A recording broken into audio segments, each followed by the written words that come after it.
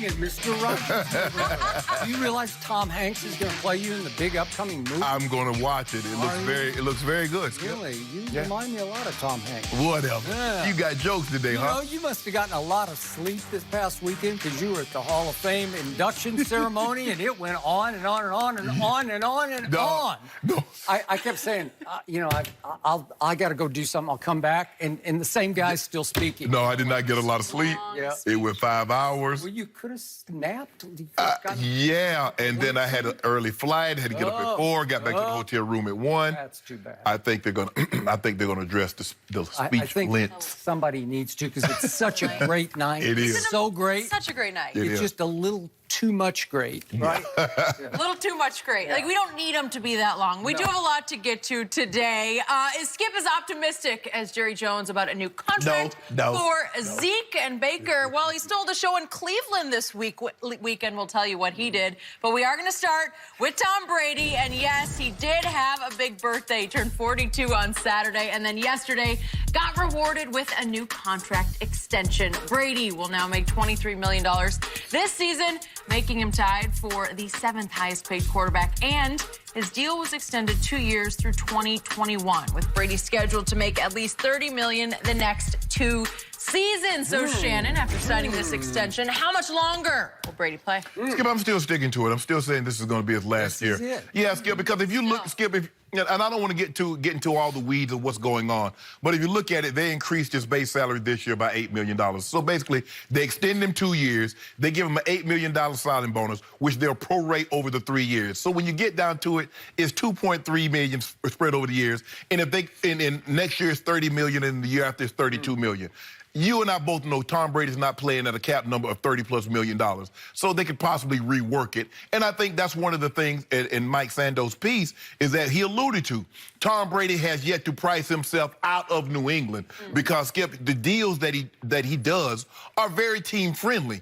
And everybody keeps trying to find this model. This model will only work in New England because they've convinced their best player that to play at a reduced rate so we can sign all these other guys around him. And he's like, okay, fine, I'm good with that. It's never been, I need to be the highest paid. I'm the best player, I'm the highest paid. Even when his contract comes up, now normally, Skip, he never gets to the end of his deal. This is the first time, if I'm not mistaken, he's made it thus far into a contract. Basically, this was the last year of the deal. But when you look at it, Skip, he deserved the raise. I don't know what took him so long. Obviously, they're trying to figure out what the best way to do it. But, Skip, I'm not reading any more into it than they gave Tom Brady a well-deserved raise, and it's a year-to-year deal, and I still believe that this will be his last year.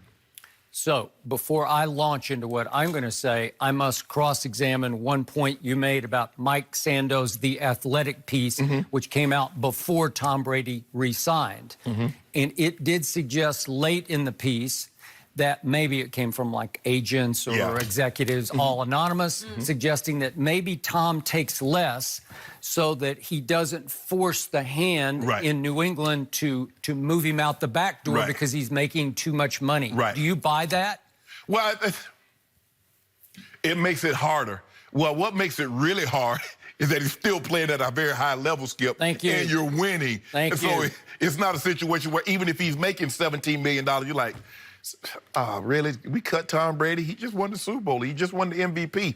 But I do believe, Skip, that after you get to a certain point, no matter what position you play, you can price yourself, maybe not out of the league, but price yourself off that team. Tom Brady has yet to do that by keeping his number at a very manageable working level for the Patriots to deal with.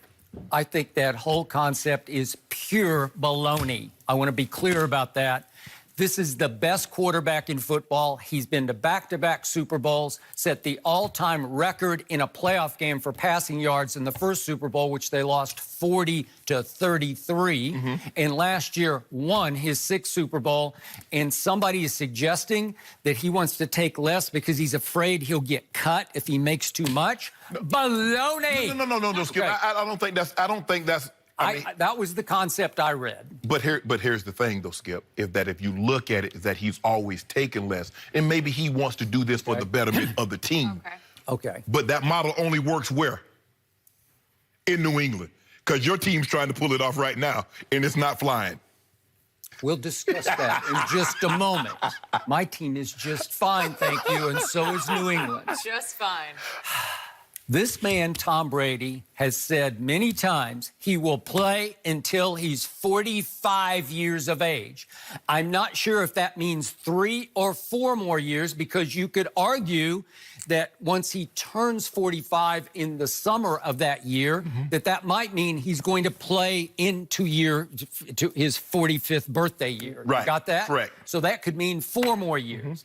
But I'm banking at least on 3 more, because I've told you before, there's one man in all of sports I do not bet against, and it's this man.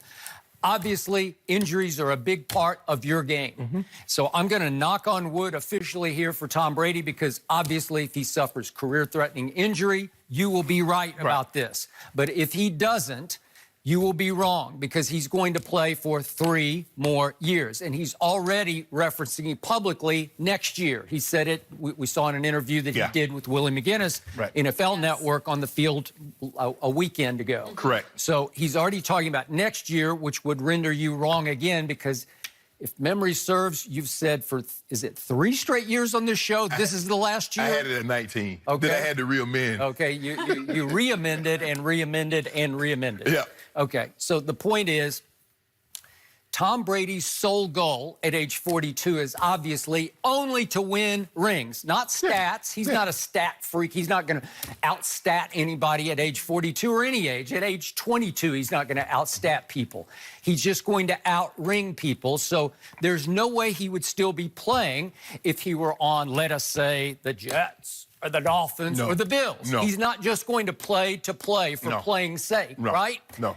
So once again, he keeps putting his team in better position to be a Super Bowl team by taking absurdly less than his market value, right? Yeah, I agree. Because, once again, I'm looking at Kyler Murray. I love Kyler Murray. He has yet to take even his first preseason snap in the National Football League. He makes $24.1 million. And Tom Brady makes $23 million. So once again, Tom Brady has cleared about $5.5 million in salary cap, so that Coach Belichick can go mix and match another key piece. It could be, I don't know, Josh Gordon, if he suddenly somehow shockingly became eligible again. He you filed could go for there. reinstatement. He has. So you have that in your back pocket. It could help toward re-signing Gronk in, let's say, late October, early November, but it could help if you keep that in your back pocket. Or who knows who might become available late in camp. There are always shocking cuts where Belichick would say, wow, I could use that. Or trade. Or trade. Trent Williams, maybe left tackle. I don't see that one, but you could be right. You could be right. So all of a sudden, you're giving the defending Super Bowl champ flexibility in the cap that they shouldn't have. It's like unfair for them to have that, but he's taking so much less. So now Tom Brady is tied for 7th in quarterback money. Tied with, Drew Brees. Las Vegas says the odds-on favorites to win each conference, New England and New Orleans. So the 2 favorites to meet in the Super Bowl have quarterbacks who are making tied for 7th money. Tom Brady, Drew Brees. What does that tell you? That they're both sacrificing for their rosters so that they can max out the help on their roster. Well, Skip, Drew might have sacrificed this time, but you remember Drew Brees was the highest paid at one point. And Tom has never had that luxury. And if you look at it, but Skip, here's the thing I find very interesting. You keep saying that he was this and he was winning Super Bowls. He was winning Super Bowls, he's winning MVPs. And Coach Belichick says, I want Jimmy Garoppolo to be my guy. Now, you and I both know, had Mr. Kraft not intervened, Tom Brady would not be the quarterback of the New England Patriots. He would have won a Super Bowl somewhere else. I don't know where, but somewhere. I'm not going to debate that. But in the article, it also says that what has transpired is that while he's done a great thing for the Patriots, he's also did a disservice to his teammates, because they said Tom has taken less money for 15, 16 years. How we gonna give you full price? And that only works there. Because Aaron Rodgers, give me my money. Matthew Stafford, give me my money. Matt Ryan, all the Drew Brees, all these other guys have said, give me my money. So now once it comes available for other guys to get their money, they're looking like, you gave him his, why can't I get mine? But in Tom's case, Coach Belichick says, hey, did you see what we paid Tom? You better than Tom? No, sir. Okay, then, well, you can't get fair market value. So in Tom's time in New England, they've been to 9 Super Bowls. Yes, right? yes. They've won 6 Super Bowls. Yes. So something's working. Oh, right? Skip, I don't know. Skip, I got no. Maybe this is for the good of the football team. You can sell that in New England because you know it's kind of like if I'm a high school kid and I'm a 4 or 5 star recruit. Alabama comes, sits on my couch. Coach Saban comes in there. I know I'm going to win the SEC West at least once. I'm going to play for the SEC title at least once. I'm going to play for a national title at least once. Well, when I go to New England... By the way, you need to amend that to Dabo comes, sits on your couch, right? Okay, you fine. Should use Dabo. Okay. I think it's now Dabo. Okay, Dabo, okay. Thank you. But if Coach Belichick says, we need you to take less money, you know I'm winning the AFC East.